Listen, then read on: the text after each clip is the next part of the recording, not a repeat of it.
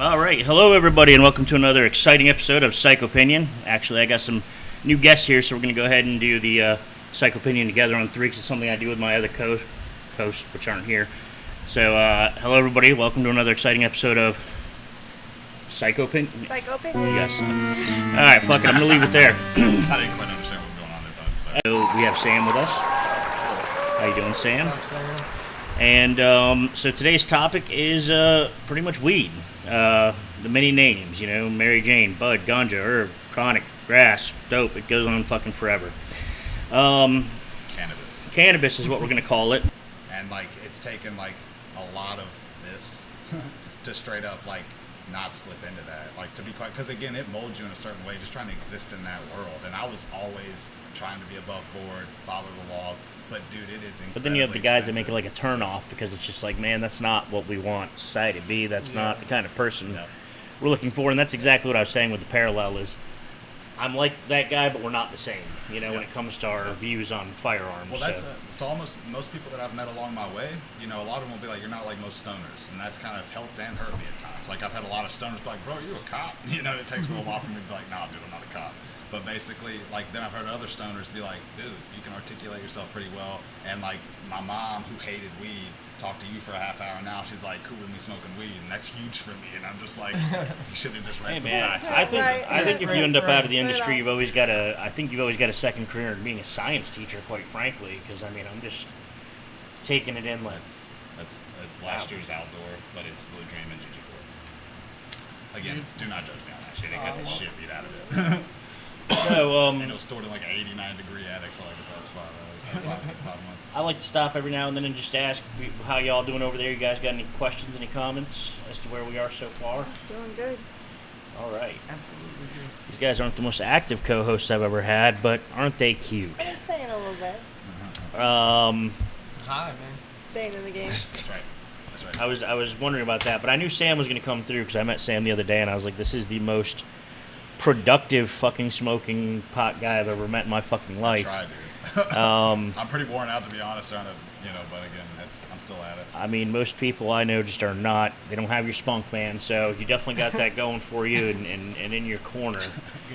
So I wanted to talk about a couple of the difficult topics here. Not necessarily difficult, but some of the things that a lot of the skeptics bring to the table. Yeah. So, and that's pretty much I'm going to get into gateway addiction overdose type things, because whether you agree with those things or not, those are concerns that people have. Yeah.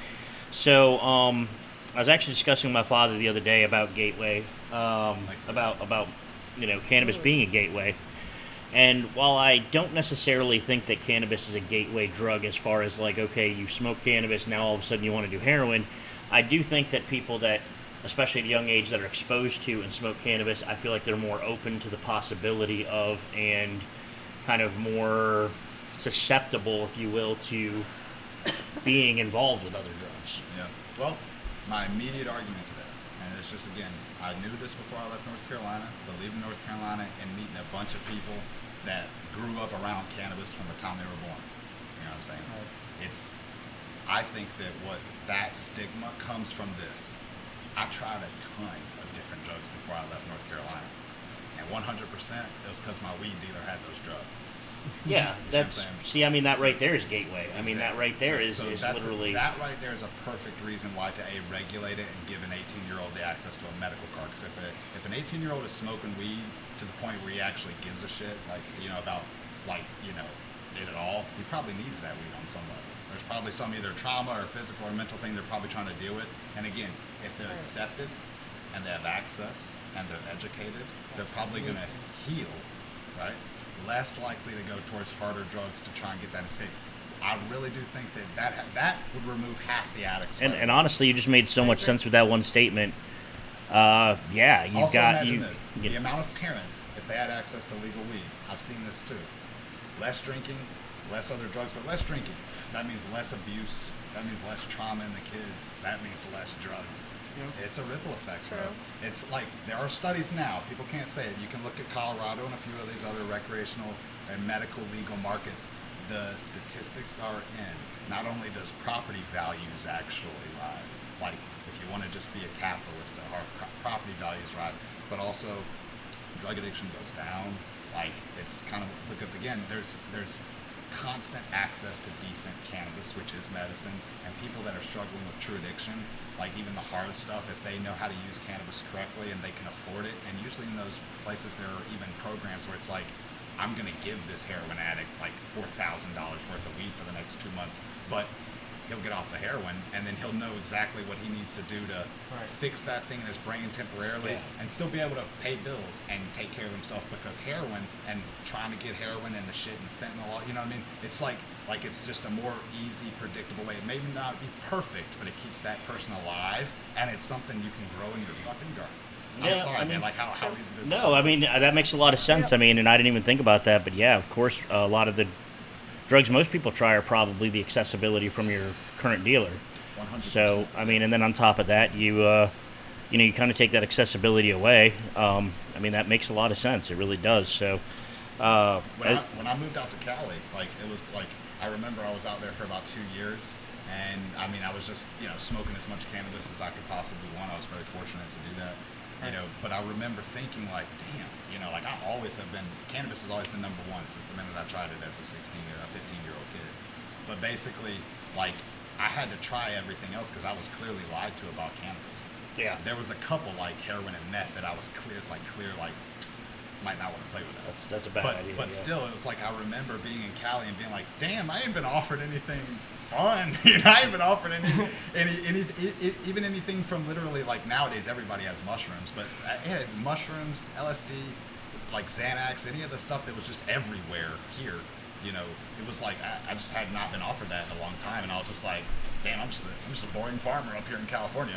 You know what I mean? And it was like, and I'm cool with that. And that's what, again, most people, I think, if you're 18, 19, 20, you're falling in love with cannabis for whatever reason. If you have a backyard, you can grow weed and work a normal job down the street, I think 99% of them would totally be content doing that. Yes. They would be like, as long as I'm taking care of myself in my garden, I'm good. There's no like crazy ambition. There's no super debt. There's no like materialistic driven stuff. And as we talked about the other day, you and I, it also takes away from dealing with shady characters and trying to get. I mean, actually, that's a great question. If you guys don't mind, being consumers but not having this legalization and what's going on. I mean, what's the market like? You kind of get what you get. I mean, are there a lot of people out there with the fancy shit? Is it kind of just, is there like a standard out there that's not as good? Or, so you're still kind of dealing with those sort of, not necessarily, I mean, they might be friends of friends, but still kind of shadier dealings than just growing yourself or going to the store. Absolutely. But I mean, the quality's probably sort of an influx of good to bad. I mean, I remember that's how it was when I was much younger. It was like, sometimes you just got shit weed and that's all it was for a month, and there's I nothing. hope the quality's a little better these days. Oh, it's as long as you got your select person that you get it through, and you know where it's coming from, which I'm lucky to have that too. Yeah. I know exactly what state it's coming from and everything. So I mean, well, that's the thing. It's figuring. Like, I think that just in the past 10 years, it's figured normal dudes, not fucking cartels, not just cartels. Normal dudes that know better, but still are gonna help homies out, and also know when there's a good time to make a little hay. Yeah. It's like they've learned how to get packs from the West Coast to the East Coast, or from Colorado to the East Coast. And again, it's not easy. It's like, it can be easy, but again, you better be, at least back in the day, you better lose 1 of 5, and you could be on point. And that's just because, again, that's where, like, shit, we could go on for 2 hours about. That's a fascinating thing to me. It's just, again, moving stuff. It's the balls, but know-how. It's just it's like, hats off to it. We would not be sitting here if hundreds of millions of people had access to cannabis at least once or twice a week all over the country for decades. And that came because of people growing and moving herb and knowing they could go to prison for it. Like, that's like the people that like built this industry, that's the people we're talking about. Not just the cultivators, but the movers too.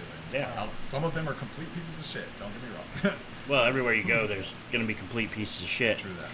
So moving on from Gateway, the addiction aspect of it, my degree's in psychology. I have a degree in psychology and criminal justice, but that I know from a lot of things that I've learned in psychology, pretty much anything can be addictive. People can get addicted to anything. Oh, for sure. Yeah. So when people say cannabis or marijuana is not addictive, I call bullshit on that, because I think people could be addicted to shit that Doesn't even make sense. That's not a drug at all, or considered a drug, or anything like that. So, what are your thoughts just on the addiction part of cannabis? And I was doing a little bit of reading before we sat down today, and I was reading an article about there are some people out there that just they need the shit like heroin. They just need it. It's becoming part of their life to the point where they get home and they don't have it. They just don't fucking feel right. They gotta have it. They gotta do it. What's your thoughts on that? I mean, I got thoughts. You got thoughts, bro? You may roll with it first. I mean, just in general, I mean, whenever you get those urges to do it, it's almost a natural cause for me on my part. I mean, I'm always down to smoke. It makes me feel better. It levels me out. Yeah, a little bit. Makes my mind at ease, if you must, But where are you if you don't have it or can't get it? I mean, is that a stressful night? No, I mean, I get irritable. I'll be straight up to admit that. I get Definitely. irritable, and if I go but again, I'm gonna tell you straight up, if I don't have coffee for 24 hours, I get a splitting headache that will take me down. caffeine. If I don't have cannabis for 24 hours, I get irritable, and my girlfriend looks at me with that eye, Right. and then I shut up, So, but again, it's like, and then again, if I go 48 hours and I still haven't had cannabis, like my appetite might be less. Yeah. It probably will, meaning But that physically, he I can still noticed that do it. too. 100% I can function. Yes. But again, not like caffeine or any other substance, alcohol, any cigarettes. It's kind of, when you compare it to that, it's kind of not comparable in my opinion. But yes, by definition, there are people that clearly like they use cannabis and in a way to where they set themselves up for when they go through that scenario I just described, they're going to be way more fucked up than I just Yeah, you're described. gonna have some kind of withdrawal symptoms. And again, that's where I think that the past 5 to 8 years with dabs, I Yeah. think that basically like hash. Okay, just to be clear, everybody's heard of hash. Hash Absolutely. is basically concentrated trichomes. I explained what trichomes were. They're the frost. They're the resin glands. You shear as many of those off from the plant matter as you can, and then you have what they call hash. And there's all these different kinds of hash. But in the past 10 years, there's been basically a perfection of what most people used to call honey oil, and it's basically a specific way to extract those trichomes using solvents. And now there's ways to do it without solvents, but still you end up with a product where they call it a dab, and it's basically a concentrate. On the menus in places, in legal places, it's a concentrate menu. They don't call it hash menu, but basically some people, if they have access to this stuff, they will end up smoking dabs like a heavy joint smoker would smoke 10, 20 joints a day. And I know to some people they're like, what? I remember my brother saying that to me. I was like, dude, I mean, honestly, there's days where I can work on the farm and I'll smoke 20 joints in a day as long as I pre-roll them. I'll work 16, 18 hours with a smile on my face. Yep. And I'm not angry at all. I'm chilling. I'm happy to get that job. And he's like, shut up. And I'm like, for real? Yeah. But basically that's 20 joints. But again, you give somebody 20 dabs a day. I know plenty of dudes that do that. But then you take those dabs away. That's where it's like, that dude hasn't eaten for a day or two. Or he's barely eaten and he's just been whining for 2 days. He's not just irritable. Yeah. He's clearly miserable. Now, he's not heroin withdrawals. He's not meth withdrawals. He's not No. Xanax withdrawals. He's not that. But he's still like, hey, man, don't say weed's not addictive. You clearly look like you're going through some Yeah. withdrawals. So just to be clear, that's what I see now is when people concentrate, when they dab their brains out all the time and then they don't have it. But I see people that end up, just like with anything else, they get to a tolerance. Yeah. And then they can function just as well or even better than I can on all those dabs because they're medicated, bro. They can push themselves. They get that work done, but it takes a specific person. Just like kind of I'm a specific. Yeah. I can smoke 20 joints and work 18 hours. I've seen dudes that can take 20 dabs and work 20 hours. Yeah. It's like a dab every hour, and that job gets Yeah. done. And the thing about a dab is the efficiency of it. Right. Most people have what they call a dab rig, and to people that have no idea what the hell I'm talking about, a dab is simply a little glob of oil. And a dab rig is simply basically a bong specific to smoke oil. And they can have that thing plugged into something called an e-nail. And it's basically the element stays hot all the time at a regulated temperature. You open up your jar, take a little dab, and then it's like smoking a whole joint in less than 10 seconds. Oh. So Yep. it's powerful stuff for the medicinal aspect that, like people with cancer and extreme pain, like people's lives are saved by this technology, but people do abuse it. It's like the And- new gravity bong. Yeah, dude, I grew up on Gravity Falls Yeah. swag. Yeah, dude. I remember that. But now, like, if I got a good dab product, like he has a beautiful dab product right now, I usually will, like, if I'm with a buddy or something and they have a rig, I'll take a dab or two. But usually, if I roll a joint or pack a bowl, put a tiny little bit on the top. That's in my opinion, that's like the caviar cannabis. Like, just sitting back with a little pipe, some clean cannabis in there, a couple little dabs on the top, and just nurse that bowl. That's like somebody sitting down with like a, 3 or 4 beers and watching a movie or two. Like, I can meditate hard with that, and it's good medicine for me. Agreed. So we would say addiction is probably no worse. Well, it's probably a lot less worse than like alcohol addiction. 100%. Probably even tobacco. Alcohol addiction can kill you. 100%. Weed addiction or weed withdrawals has never killed anyone. Right. Well, leading into that, that was my next topic. Is that I need a break. okay? I gotta go pee. All right, Marlena will be back. We're going to continue. So, up until recently, I have never heard of a marijuana overdose. Okay. And now, when I say I've heard of a marijuana overdose or a cannabis overdose, is that, and this is actually a question that was given to me by somebody on Facebook, but also I was talking to a friend of mine, and he said that his grandmother went to get medicinal marijuana. It was given her an eyedropper. She was told to use like a half a drop. She's an older lady. She really doesn't know better. Not all her faculties aren't there. So she went home, and it took her a while to come up with the nerve to even use it. And then when she did, she took a whole drop, and then nothing happened. So, it's not instant or whatever, so she took another drop. I think by the time it was all said and done, I think she had taken 3 or 4 drops. And now, I don't believe her life was in danger, and I don't believe that a couple of stories that I've heard or that I've read that anybody's life is in danger. Right. But I think that one thing that people are concerned about is that there is. I mean, and you can overdose on almost anything. You can overdose on sugar. You can overdose on anything. So you can't overdose on marijuana or cannabis, even though people say, oh, you can't overdose on it. You can get sick as fuck. Okay, so the definition of OD, like if it say you can't compare it to like an overdose on fentanyl. Yeah, Right. yeah. But 100% that little old lady, poor thing, like I guarantee you, if she she might have had some relief in her eyes, she just couldn't tell, but she clearly got really high, Yeah. and you could get nausea, vomiting. You can feel like you're like in a different world. Cannabis can be psychedelic for sure for some people at high doses, and again, what that can do is, especially people that are vulnerable, that can give them panic attacks. They can have heart attacks. And again, I never hear about this, dude. What I hear about is people straight up having if they get that high, they will have like a panic attack, which usually will make them throw up, or they'll panic until they pass out, and then they basically sleep it off. Now, but again, I rarely hear about that too, and that's usually from something called ingesting RSO, and that's almost like for an edible or a topical, which I would classify that eyedropper as like a topical. Like, these are different delivery systems for the medicine, and that has something to do with it as well. And so whoever gave her that was an extremely powerful medicine. To even be a half a drop, that's how the hell do you dose that? So that's where a good regulation, but also again, Welcome back, Marlene. We're talking about possible overdoses. Gotcha. So, but again, that's my immediate thoughts on that. Is you can OD on cannabis, but most of the time, if anything, you throw up and fall asleep, and then you sleep for I've heard a dude sleeping for 2 days. So this is what I'm getting at with the gateway addiction overdose thing. And that's not pleasant, by the way. That dude will wake up like, I'm never doing that again. That's not something. I'm doing yeah. that again. Yeah, it'll be like an experience with Southern Comfort or something, where you're just I'm done with that forever. But so gateway addiction overdose. I think what I wanted to get at with this is that I think that we're selling this thing the wrong way, and I think some people that are extremely into cannabis. You okay there, Sam? Mm-hmm. I think some people that are extremely into cannabis, I think they try to oversell. And I've heard this since I was a kid. Oh, you can't get addicted to it. You can't overdose on it. And I just think that I think that in those senses it's being sold the wrong way.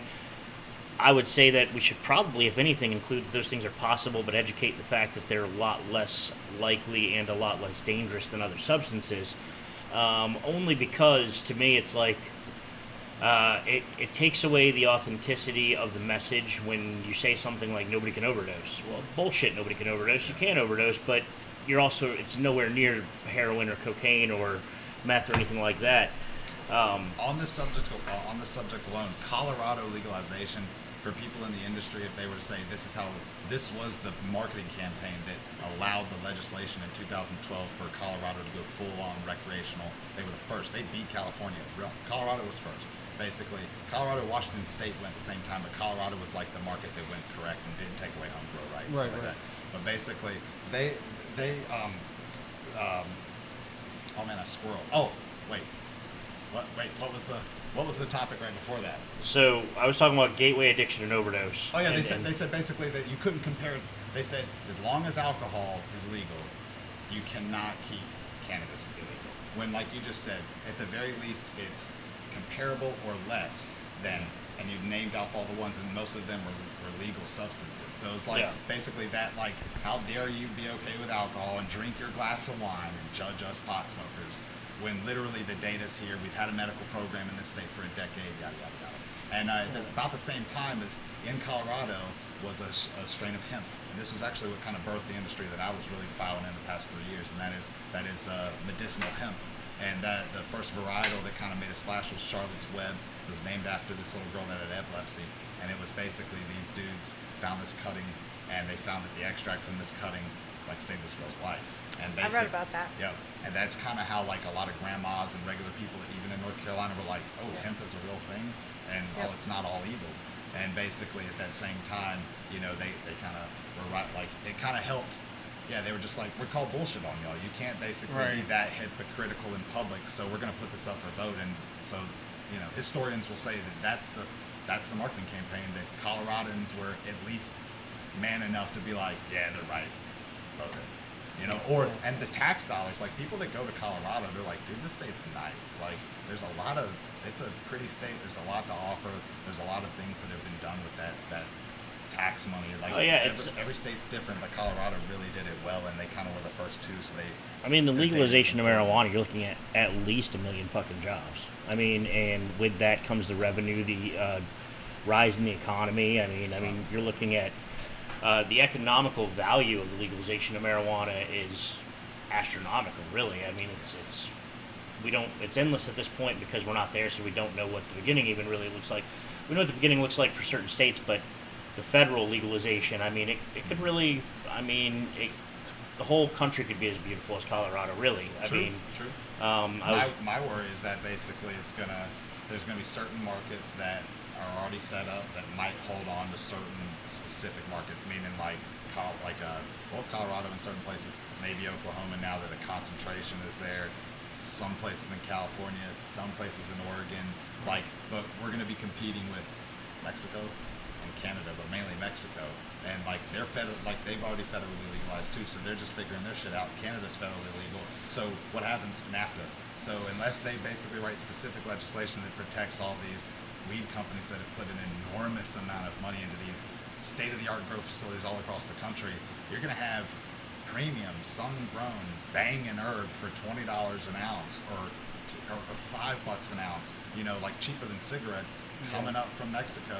And it'll take a while, but the SOPs and technology and genetics will be married together to really produce fire under the sun. Like, it's going to be one of those things where American growers are going to really have to compete, and that's why I think that it's going to be like the craft beer market up here, and the Marlboros and stuff like that. They're going to hold land here until they can hold even more land for much cheaper in places like Mexico. And if that happens first, you might find that certain areas that thought there was going to be a massive boom, it's really not. It's like that's my biggest worry, is that in places like North Carolina. But I would think that we're still going to be dealing with trades, and it seems to me, I mean, based on the past, that just because Mexico is where they're at with everything, it doesn't necessarily mean that we're going to be open to trade outright like that. Well, if it's a legal commodity, then it's free trade for the most part.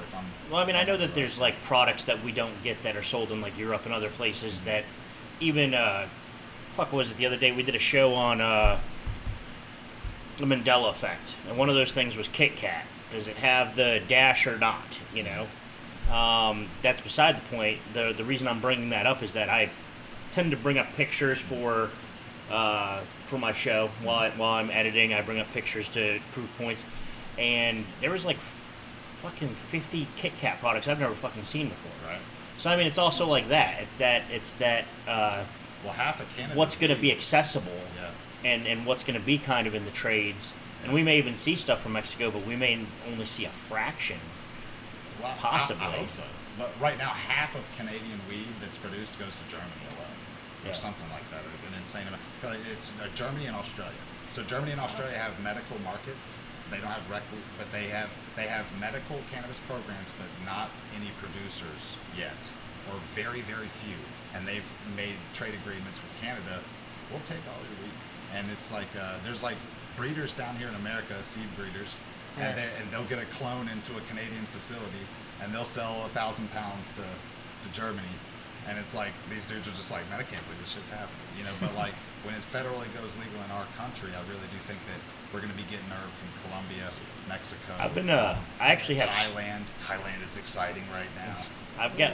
Well, yeah, Thailand is a totally different story. You used to be able to do like life in prison for Yeah, having it's small just amounts of opened up, marijuana yeah. on you in Thailand. It was, which is funny because you always think of Thailand as being kind of an easygoing place, just from stories that I've had buddies who have gone to Thailand and come back. And I'm like, fuck, you can do anything in Thailand. Yeah, right. But then you can also go to jail for practically fucking life over, you know, a half ounce or some shit, or even less. Selling weed outside the airport now, in like literal like deli carts. 25 an eighth for like apple fritter. Oh my No god. shit. Like the hype strains are there, and they're like 25 a gram. No, this is Thailand. Not 25 an eighth, 25 a gram. Excuse me. 25 a gram. Yeah, like old school prices. Yeah, Oh, this is yeah. Thailand.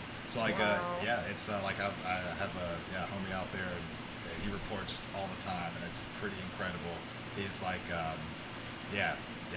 they legalized it, and then the Thai government gave 1 million seedlings away. They grew, Wow. they bought, which I'm pretty sure they came from the Dutch, but they basically bought like a bunch of seeds and grew like foot tall plants, and then just like gave them out to all these citizens. And it was clearly just a show, but Wow. I wonder how many mails went out too. I was But, gonna say the they- Dutch are like the pioneers. You know, that Well- really aren't they? well, They've been doing it over there for decades. Well, and- Amsterdam was kind of one of the few legal jurisdictions in the world in the past like 30 to 50 years where like a seed breeder or grower could do some work and potentially do some sales and not like go to jail immediately. Now, I'm gonna tell you, most, if not all, the genetics that are worth a shit, most all of them came from America actually. Really? And most of the dudes over there doing serious work were American, or they were partners with Americans. Most of those dudes were original hippies from NorCal and from Southern Oregon. A lot of these dudes, they were basically Vietnam veterans that pretty Wow. much brought genetics from Afghanistan, Thailand, Vietnam, Laos, all those places. Wow. And like that shit is fascinating to me. It's like the history of the genetics, the lineages, and like I mentioned apple fritter, like it's like like dudes that have seeds from like the 70s, 60s, and 70s and early 80s, and they call them like land race varietals, or like genetics basically from like a country where that plant has probably been natively cultivated either by the people or itself in like a valley or whatever in the mountains in Thailand for thousands of years. It's genetically very different than like the cannabis you would find in Afghanistan or in you know, Northern California at that point after it's a bunch of polyhybrids. So basically, like the apple fritter is like a very narrowed. It smells like apple fritters, and it looks incredible in a bag, and it tastes awesome, and it can yield a bunch, and it can make people money, but it'll get you high for about an hour, you know. But you take some land race like Malawi or some Thai variety, and you're gonna be high for like 6 or 8 hours. You're gonna be giggly. You're gonna be like the high school high shit that some of us remember from these fucking Right. swag packs. Right. You know, there were some of these old Yeah. land races. Absolutely. So like some of the most valuable seed bags out there are homies that have just like old bag seed from 20, 30, 40 years ago. But really, that's what a lot of like, you say, where's this going? The 5% of the connoisseurs, they'll be dudes working through seed lines, and they're gonna be the real valuable dudes will be guys that have the old school land race varieties, because a lot of the new pollen has been brought to these places. Like, hey, I'm come to look for a land race, and they meet like some native Malawian or something. They're like, hey, I'm gonna take cuttings and seeds off your field, and then here's some Dutch genetics or American genetics, and that dude plants them, and his pollen like all the European or American pollen goes, and then boom, all those genetics are tainted for a very long time, if not forever. So basically, the dudes that have preserved those, they're going to have to come back in and cross the apple further with some specific male, and then sift through that just to bring potency back and what they call the legs back to that flower. Like, that's the work that we're doing. Like a lot of my homies are doing, and that's the fun shit in my opinion. But yeah, I can't remember why I started talking about landrace genetics, but That's cool. yeah, I'm surprised you stayed on track as well as you have, to be honest with you. I'm about to burn another joint. So, yeah, man. So I guess I'm trying to make sure that I answer everybody's questions, make sure that I stay on I track think here we were with talking this. about trade, weren't we? We were talking about trade. Yeah, we were Yeah. originally talking Yeah. about trade. It will bring, like, there's a few people in my industry, in my opinion, that have admitted it to themselves about just exactly where the price of cannabis is going. And I think the past few weeks really has been like an eye opener for a lot of those people that for a couple of years I've been hearing them say, "Nah, fuck that." But basically, yeah, I think that, like, yeah, when their labor is so cheap, their climate is geared for the production. As soon as it actually is legal to move across international borders, I think that you're going to see almost all the nations legalize. But, I've got you know, and I it's was gonna be I was actually going to add, I've got some time. stock. I put some stock in Canadian weed. Okay. And it's been going down and down, and I know right now isn't the greatest time for the economy, but I was like, well, what the fuck's going on? And I've been researching stocks lately, just trying to figure out what's going on, just broadening my horizons. And some of the companies, basically, it seems to me like some of the Canadian companies that I've invested in, what they did was they kind of started off too strong and didn't have the facilities, they didn't have the equipment, they didn't have the... No. They had everything they ever needed because they had all the money in the world. What they did, most of those are kind of like the multi-state operators, but they're like the international operators that became the multi-state operators in our country. They kind of were the people that first started those. What they did is they went around and bought up all the different licenses or found like specific facilities that could house 1 million square feet of canopy. Nobody had really done 1 million square feet of indoor cannabis canopy like that, especially in like a climate like Canada. So yeah, they rushed into as big as they could, as quick as they could. And now they're having drawbacks. They just had no idea. To grow phenomenal cannabis, which is what people expect at the price point that they want, it takes a lot of work and love, man, and a lot of attention.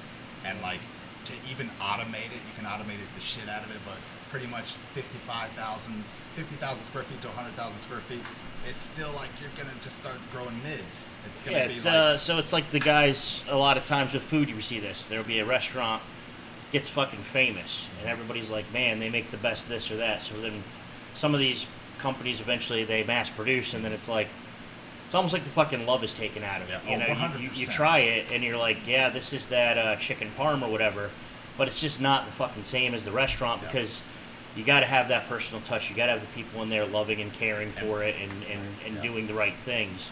And on that same street, there's 10 other little tiny restaurants and some homies' homes that are like banging out phenomenal food, and like it's affordable, and they're used to it, and all you got to do is just choose to still go to them, and not the dudes who are spending bajillions of dollars to try and grow as much as they can and put it in a store and packaging. They're paying mostly for the packaging and all that. So that's what happened is they basically... A lot of it's greed, supply, demand. All of it. And yeah, so, but what they did is they didn't give a place for the already there black market, like we were kind of talking about, that already existing black market that was good at what they did, and they had all the good shit. And they basically had the customer base kind of too. They didn't take care of them. They tried to like mass produce everything, only provide 30 jobs for the area, and then open up a couple of shops, and then basically overcharge everybody for mids. It was, what did they expect to happen? So that happened from Canada all the way down to San Diego. Well, I'm hoping And, they're going to get their shit together because I'm yeah. invested in them at this I point. hear So you, I'm really hoping that that's something that turns around. The way that I read it, and it might just be that they didn't want to say it the way that you said it, is that the operation got halted because of issues with equipment and space and things like that, Yeah. which could be very likely their way of explaining, hey, we just did fucking realize that we needed to care about this more. Well, here's the thing is, like, I can immediately, the minute you said that, I was just like, I can hear the dude now be like, shit, I've never had to dry 4,000 pounds of flour at one time. How do I do that? And he's like harvesting it while he's figuring those logistics out. You wouldn't think things like that happen at these facilities, but I think they go by the numbers, and they have somebody draw them a map, and they invest $50 million into it. But again, when you have 100 people one day harvest, 5,000 pounds, and you got to hang it properly, and then you got to start environmental monitoring 24/7 for the next 14 to 21 days. I mean, like a hawk, bro. I don't care what your sensors are saying. You got to have somebody there literally like, if you're unwilling to do that, and no, they weren't. They were just like, man, it's going to be easy money. Then they're going to get below mids. They're going to have mold infested bullshit. They have to run the distillate and all that other shit. And that happened a lot. And a lot of people, and again, the payroll alone on those companies, 3,000 employees. Like, I think about that and I'm just like, oh my God. I was trying to build a farm the past few years, and it was insane, just literally, paying trimmers and like harvest help, and wow. But yeah, once I grew an acre in 2020, and we harvested an acre of cherry wine hemp, and I ran that by clone. I grew it just like I would have on my herb crops, and like having 15 a full acre of plants. A full acre. So basically, and wow. I hand planted that thing, and then we hand harvested it. It took us a month. Now that is love. Every day. That is love right there. I don't know if I've ever loved anything that much. Dude, I sat up with a shotgun at night. I ran dudes out of that field. I had dudes drive down the road and see it, stop their car, and get out and look at it like they're like, this can't be real. And I would just be sitting in my RV like, get back in your car, dude. Don't make me come out. And then literally he would start walking, and then like I'd have to hop out and be like, bro, get in. So I did that. We did that for a month, and we harvested a lot of flower and like a lot of good medicine. We hit our mark. I got so like with hemp, you have to get the government to say they take a sample, and it has to pass a test saying that it's legal and all that stuff. Absolutely. Actually, that was something I wanted to get to. And looking at our time, we got a little bit of time. But that is something that somebody else was asking me about, and like I said, I want to make sure I answer my viewers' questions and my kind of the people that support me. So, what is involved with the seeds and the science and the levels of THC versus CBD? What's the process there? Because to me, it's like, okay, so you got this one plant, and then you're obviously breeding and doing things like. So how do you start with this one seed, and then you can end up with a strong CBD plant versus a strong THC plant? How does that science come in there? That was a question I had. Right on. So basically, now there are like hemp companies that have specialized in selectively breeding for hemp varieties, and that is CBD dominant, CBG dominant, anything that's not THC dominant. And actually, you might find some seed packs that are labeled type 1, type 2, type 3, type 4, type 5. A type 1 is the THC dominant. The type 3 is a CBD dominant. The type 2 is a 1-to-1, meaning that it's part THC, part CBD, or it's part THC, part CBG. It's part THC and something. So basically, it's an illegal cultivar. You still throwing CBG out there a couple times. Okay, it's another. It's look at it just like another CBD. It's CBD's brother, but it's actually CBD's mother, if you really want to call it anything. CBG is like when the plant's synthesizing cannabinoids. CBG is the first like molecular shape it takes, and then all the other cannabinoids apparently kind of transform from that. And some plants just stop at CBG, and they'll just produce like 20-30%. So CBG is essentially the use of it is CBD. You use it just like CBD. Okay. But so like and some people have found that like CBD is really good for anti-inflammatory purposes or something like that. CBG is like really good for like gut problems, or like if you have like if you have like stomach issues of any kind. I've heard a lot of people really get a lot of relief from CBG. So basically, but like the goal of like a dude like myself, who I grow weed and I grow hemp and medicinal hemp, not like fiber and grain hemp, is I will take my THC varieties and my CBD and CBG varieties, and I will cross them, because this is where the real medicine comes from. We have these extremely high THC varieties because they're fun. Does a plant that is high on CBD or a CBD plant, does it not naturally have some THC? And all CBD plants have some THC. And vice versa. There's always going to be CBD as well. No, that's funny.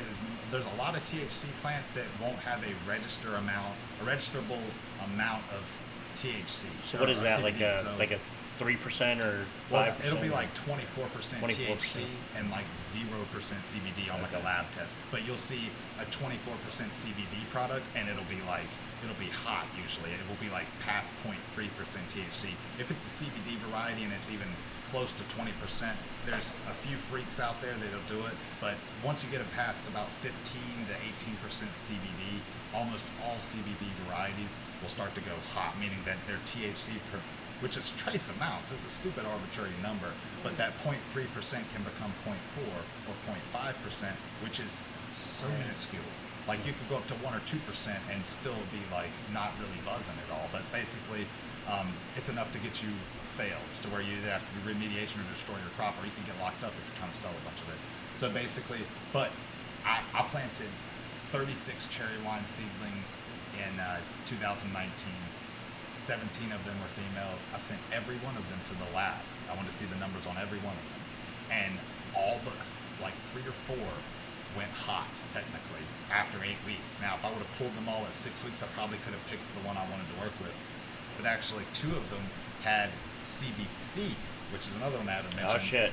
So, All right. well, there's hundreds. Just to be clear, we've already found over like 100 cannabinoids. It's just most plants either have a high level of THC, CBD, or CBG, and then there's all these what they call secondary or trace cannabinoids that accompany it. And that's where the outlier medicinal cultivars that are going to like make all of us feel good for a long time and keep us partying. Like this is where the real pain killing comes from, but also it's like, hey, I felt like I did just drink a light beer. You know what I mean? It's like I get a good enough buzz to where I don't feel like getting blitzed all the time. It's like, but I also like, I really relieved all my pain. I feel like that's where our ancestors probably had many more varietals out there that were more mixed ratio, and this is the term that will be in the future. This is what I'm really working on right now, is mixed ratio varieties, where you have something that has 5 to 10% CBD, 5 to 10% THC, and if we're lucky, 1 or 2% of CBC or 1 or 2% CBG, and then like a whole cachet of terpenes and flavonoids that in different. So it's basically like smoking your vitamins. 100%. Like, yeah. And then also a lot of people, 90% of consumers going forward, I think, aren't going to be smokers. If they have the correct products in a legal market and they're regulated or at least made correctly and they're the delivery. Edibles. The correct edibles. What is that's another great question and one that was asked to me. What's your what is the best vehicle? I mean, I love smoking, but again, I'm kind of old school on that. So with smoking, it actually depends on too. Like, if you're like, hey man, you're trying to heal yourself, or you're trying to just like every day relax and enjoy your life. If I'm trying to heal myself, edibles. Like some people will hear the term RSO. And what that is basically like it's actually it's an acronym for Rick Simpson oil, but it's basically a raw crude oil of the plant, meaning a raw extraction. It's the fullest of all full spectrum extracts, and you could take a pill of that, and it basically capped off a little glob of oil. You could eat that, and if it's more than like the size of a grain of rice, you'll sleep for over a day. But I've heard countless people shrink tumors that way. I've heard dudes survive colon cancer and prostate cancer doing suppositories of this. My grandmother was on Marinol. Okay. And it was a little form of THC, and it was 25 grams and of that's THC. Pure THC. Pure THC. And she had cancer, and it helped her survive, I feel like, for the last 3 months of her life. That's she awesome. only had 2 months to live, and she lived in a whole nother month just by taking those, I think. That's fantastic. So, yep. See, imagine if you could have been making her RSO. I know. But that's fantastic. She was even willing to take that. Yep. So many people I've heard have been offered Marinol, and once they're told what it is, they're like, no, because they were literally indoctrinated that way growing up. There was nothing but reefer madness and then no education. Like when you talk to a doctor, and the doctor has no idea what cannabis is, and then you look at the level of impact cannabis had as a medicine before prohibition, it's egregious. And like doctors should be extremely ticked off about that, because like it's a big tool in a toolbox that they're missing. And they, again, when you have like regular dudes like us that have just like, I've been smoking weed since high school, and this is what I've learned, half of it on YouTube and growing plants in my closet. They're like, it takes a particular doctor that probably has some stake in the game now in his own health or somebody else's health that's like, I'm going to listen now. Yeah. Like, that's stupid. It shouldn't be that way. Absolutely. I had to giggle a little bit when you brought up Reefer Madness because I actually own that movie. It's hilarious. It's insane. And anybody should check out that movie just for fun, especially if you do know about cannabis or anything or kind of how people act or what happens. I mean, that movie's just That's the power of lobbying. it's such a Yeah. it's a laugh. It's a really good laugh. Yeah. But yeah, that was actually a movie designed back in the day to lobby for anti-marijuana and kind of get everybody afraid of it, and it caused this hysteria of like, you know, if you're smoking, you're gonna be like a fucking madman, and you're gonna be jumping out of fucking windows and attacking people, and fucking you're just gonna basically lose your shit. And it's really funny. It's really funny, and it aged in a very comical way as well. Yeah. It's good we can't laugh at it, but again, it's a perfect example of like, I kind of feel like it's like most people can say that was the beginning of the brainwashing, really, because it was kind of like that's when like, you know, and again, the people that were 10, 20 years old seeing that for the first time, like those are the people that are 80, 90 years old, kind of, you know what I mean? It's just wild. Dude. I don't know if I ever could have bought into it because it was just that funny to me. But then again, I didn't grow up in that time. Think about but this: there were hemp farmers that had not 100-year-old, but 200 and maybe even 300-year-old hemp farms in Georgia, South Carolina, North Carolina, Virginia, Kentucky, Tennessee, actually all over the country, that were like, wait, what? Hemp's illegal now? Because again, the dudes who wanted the paper mills and they wanted more jobs for prohibition policemen that were now losing their jobs, and all the pharmacists, all these powers to be with money that lobbied to make cannabis and hemp illegal. Like, these dudes were like, wait, this has been our family medicine, because of course these hemp farmers had perfect fiber varieties for sales and rope and everything else. They had perfect grain varieties for seed, for eating, and protein, and food for their cattle. wiped out the family business. And then they were just like, hey, we have like, you know, all this variety helped grandma's headaches. This variety helped her menstrual cramps. This variety helped, you know, his arthritis. Right. And like, we keep these around. We keep seeds. They probably seed saved, just like heirloom varieties. Probably not cuttings, but still, it's like, imagine the decade or two of just readjusting and like the plant just kind of disappearing. I don't know. I think about it all the time. And for me, that's my biggest draw is that I've been looking into CBD and things like that more because I just don't like being on medication. I don't like, and I think a lot of people feel that way. First of all, pain medication makes me nauseous. I just can't take it. I'm not a pill guy. I never have been. It makes me sick. Weed's perfect for your stomach. It's I do think it's something people should look into, and I'm not saying that it's something, I'm not pushing it. I'm not saying, I think everybody should have their own. Try it. Yeah. You know, have your own journey with it. But I mean, like, I personally can't stand putting all these pills that I don't know what the fuck is in them in my body. It's not good for your liver. It's not good for your kidneys. It's not good for your body overall to be dependent on pills and medication. So a natural way, to me, is at least something worth researching. I must say this because I have a couple homies that are like, if they're like, dude, you had a chance to teach people and you didn't say this. And again, at times, I think, again, the businessman in me and like just the dude wanting to, you know, carve out a spot, like it's like secondary when it really should be first, because it is first. And there's a lot of people in it that it's all they think about because they have another line of work with it. But just growing your own medicine is medicine. Like that is, it's huge, dude. Like basically just being able to like take care of something from start to finish, and then the amount of relief you get when you use it, it's like a life cycle that we always were supposed to experience. And to say, I did that. Yes. Satisfaction. Yeah. So it's like, I have homies that were like, dude, I'd be dead if it wasn't for that. I don't give a shit how high I get. It's not even about that. If somebody said you got to grow or smoke, I'd pick growing all day. Like dudes would die for that. And it's like, so I can't stress that enough. I'm sitting here in North Carolina saying pop seeds. But again, it's like, if you ever can and you can do it without putting yourself or your loved ones at risk, you can just don't ever take it out of your home. Use it as like a sacrament. And like seriously, it's just, that's the first half of it. It truly is, and it'll work yourself off those pills, man. Anybody, like I know too many people that literally like, man, I was on 6 medications when I started.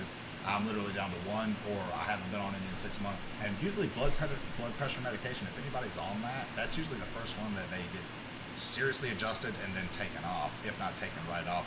And I don't know why. I think it's just when cannabis affects something, I think your blood pressure, and your blood sugar levels. It's like it's just again that homeostasis thing I tried to explain earlier. It's just most people are like, shit, my blood pressure medication immediately had to be adjusted, and once I did that, I felt great. So let me ask you, we will be wrapping up here in a few minutes. We just got a couple minutes left here. Yeah, nobody here is qualified to give health advice. We're literally just talking from personal experience. It's important that we say those things because I don't want anybody coming to me saying, hey, that guy on your show said he's not a medical professional. But sometimes he sounds pretty damn smart. And with that being said, actually, I wanted to ask you, for people out there that are looking for additional resources for education, whether that be growing or just to learn more about this, what would you say are reliable sources of education for this topic for people that want a little bit more after the show? Dude, YouTube. I mean, to be quite honest, it blows my mind that it's that simple to say that, but YouTube is one of those places where they just have so much. Yeah, and as long as you if you really want to learn about it, and you watch a few different, creators that you stumble upon, you'll immediately you'll pick up on the good dudes, and just look at search up Garden of Whedon. Yeah, exactly. Start with him, dude. It's awesome he does that. That's fantastic. He's a friend of mine too. He has beautiful gardens. So speaking of plant count's kind of like it's kind of like the one-child policy of the cannabis world. It's like, oh, you have to only have this many plants. So good cultivators are going to be like, well, I'm going to grow the biggest damn plants you've ever seen in your life then, Yep. Yeah. And to grow a cannabis plant the size of a car, 7 foot. it does take in some diameter. skill and some actual know-how, but that dude, he does it legally and beautifully in a backyard in Cali. And he actually teaches you from start to finish how to do that, and probably even some indoor. Sounds like a great resource. Yeah, exactly. So, but yeah, YouTube will blow your mind at how many content creators are actually legal growers in legal markets for medical purposes, usually in Canada as well. And they will they're happy to show you from start to finish. And if he sounds like an asshole, he's probably an asshole. Move on, because there's really good people that are humble and chill, and really you'll learn a lot. Just willing to teach. Yep, exactly. We are about at that point to wrap up, but I do got a minute left here for you if there's anything you'd like to say, or even my co-host here would like to say, just to kind of wrap this up if anybody has anything. I've got kind of this free minute or two. Yeah. It's been a pleasure. I've always been, so I'm really into arrowheads and, Native American stuff. I've always wondered, what's your take on how, Indians used marijuana back in the day, because it was back in, a few thousand years ago, So at least. So I haven't heard much about, there had to have been native hemp somewhere. Absolutely. You know what I'm saying? But of course, maybe it's just from being this way. It's from North Carolina. You always heard about the native tobacco, right? And how that shit was super powerful, right? Just as powerful as most hemp, probably, or weed. But Indian hemp and sweet hemp, basically, those were real trades, even in the 1500s and stuff like that. So I always wondered too, what came over with Columbus, if there already wasn't, and then still had 200-300 years until really Native Americans unfortunately were pushing. But the only real ancestral, I guess you could say artifacts really has been in China and Egypt, if right off the top of my head, when it comes to 2,000 and 3,000, 4,000-year-old tombs where they'll find, they dug up a warrior in China. I think the tomb was 3,000 or 4,000 years old, and in there was a big bundle of all these weed plants and an old cannabis pipe with resin in it and seeds and all this shit. Dude was buried with a bunch of cannabis. He's a warrior That is awesome. buried with cannabis. I mean, so there's plenty of documentation that this plant has been with us for tens of thousands of years. And Absolutely. I saw one map that it was they thought that before the last ice age that this amount of the globe was covered in specific native varieties of cannabis. And then when everything froze off and killed off, it kind of sequestered into these secluded little regions that almost developed new land races. Right. And then once it kind of trade started to open back up, and then that's how you ended up spreading things to everything in Jamaica, probably from India. Right. The Himalayan mountains above China and all like that. There's a native cannabis to all that. It's very interesting. And those plants are they don't get above, they won't get taller than this. They look like these little tough bushes, and they get these dense nugs, and they're super medicinal for people that are going through a ton of shit. You know what I mean? And then the varieties in Mexico and Panama and stuff, those like native varieties are like in India where it's hot as shit. They're super tall and wispy, and the buds are fluffy, and they let humidity and air through it, and they probably have like this is like in native Africa where like war and famine, extreme climate, all that kind of stuff. It's kind of funny that on the planet THCV varietals, which THCV is like the cocaine of cannabis, like that compound will be. So I heard that Chelsea Handler. So like Chelsea Handler, you've probably heard of her. The comedian, right? Yeah, exactly. Yeah. She, I don't know if this is still the case, but I know a couple years ago she was going to start a cannabis line based specifically off of THCV varieties that they were just starting to find, that they basically suppress appetite and increase energy. Most Nice. women don't want to smoke a lot of cannabis because they're like, I just get the munchies and sit on the couch all night, can't be having that. So if you can actually provide a cannabis product that is like, you're not going to get the munchies and you might even have the energy to do some shit, most women are going to try that. But all these varieties are native to Africa, where there's not much food to eat, and we got to be doing shit and surviving and running All from the time. fucking big. Isn't that the coolest shit in the world? She can Yep. make it into a coffee creamer. Yeah. Yeah, that's, What are you talking about? She can make the actual cannabis into a coffee creamer. Oh, cool. Chelsea Yeah. Handler. Yeah, That's what she could I see what you're use. saying. Exactly. That's her line. There you Yeah. go. yeah, that is $1 million that is idea. interesting. The evolution of No, you're fine. it's kind of interesting thinking about the evolution of even plants as to where we are in the world and what we need, and kind of what our atmosphere is like. That's really interesting. Mother Earth always provides. Well, I was Will this is provide. the last thing. So I planted bare root trees. One of the last like regular normal jobs I had was actually in North Carolina. I planted bare root trees for like a wetland restoration company, and I was like hammering in some bare root trees, and I was by this tree line, and I stopped, and the dude that I chatted cannabis with, he's about 10 years older than me, pretty hippie, smoked some pot every now and again, and he stopped, and he was just kind of standing there, and we were just kind of just like, you know, and he looked at this branch, you know, coming down. It was like a birch tree or something, and a beech tree probably, and he was like, isn't it cool that the cure to cancer could be sitting in that leaf and we don't even know it? And I was just like, Word. yeah. I was like, yeah, dude, that is cool. And then literally, I remember sitting in my Jeep after that, and I smoked a bowl, you know, because that's just what I did. After I got done planting, I'd smoke, then go home. And I just remember thinking about that. I've never forgotten that. But that was like, I was at UNC Charlotte in business school, and like, I was a botanical gardener there, and I was doing that tree planting, and it was just like, I quit college pretty much after that to go to NC State for horticulture. Right. But as soon as I moved to Raleigh, I just set up my house and started growing herb. Yeah. And I never got to it. Actually, yeah. So, but yeah, it's just That's like that's awesome to have that kind of passion that you have in this. Yeah, I mean, this is definitely something we could probably spend even more time on. plants are amazing. Yeah, not just cannabis, but plants are amazing. I So, could so open- what I'm thinking is that even though Sam's going to be heading off soon here to do some stuff, we're probably definitely going to be looking forward to having you back on. Thanks, dude. One thing that I'm looking forward to, and I'm even going to drop this here because I really plan on this being a thing, but I would love to do an episode in the future about microdosing and Oh yeah. and kind of what's going on there using mushrooms. Yeah, mushrooms in general is a great topic right now. Yeah, for sure. and that's definitely something I want to cover. I would have loved to have covered it tonight. However, we just had the 2 hours, and I feel like we probably could have spent 5 on cannabis. But here we are, and I hope that I answered a lot of people's questions that I had been getting from people either on Facebook or through the YouTube channel. So, thank you, Sam, for coming on. Thanks, dude. Thanks for having me. Thank you, Absolutely, Sam. Mike and Appreciate Marlena, the I lesson. appreciate you Oh, guys thanks, being on here with me as well. It's always nice to have more people. It's always nice to create kind of an atmosphere. Thank you. It was a pleasure. Appreciate you And having us.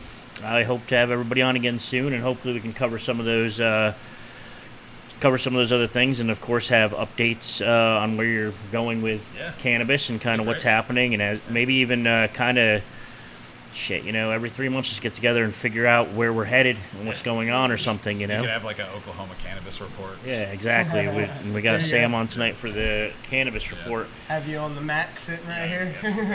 But we Yep, definitely are going to exactly. get into microdosing at some point, and I hope that everybody found this to be educational, whether you agree, disagree, you're pro, negative, whatever the case may be. Just look at this as an educational experience and have an open mind.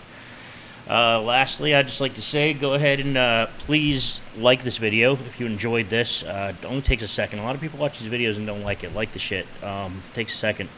Subscribe to the channel. I like to see that subscription number go up. We're still very new. We're still in our infancy, but I'd like to see that grow. Also, please comment.